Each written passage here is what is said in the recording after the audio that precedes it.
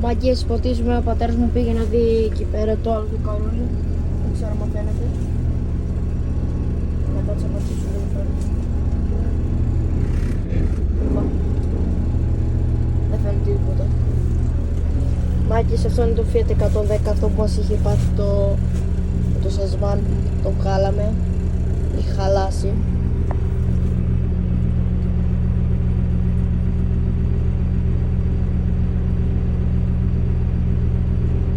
Μάγκες, κοιτάξτε πόσο σιγά πάνε τα καρούλια.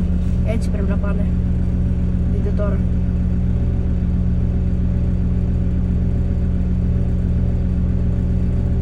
Αυτός γυρίζει έτσι, πάει έτσι. Κοιτάξτε.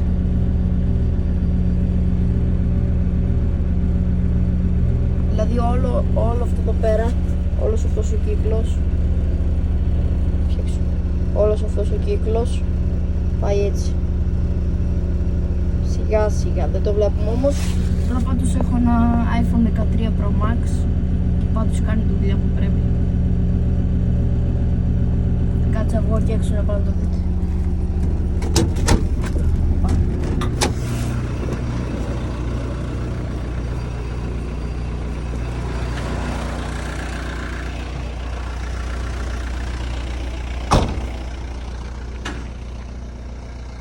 Άγγες, αυτό ήταν το βίντεο, το λέμε.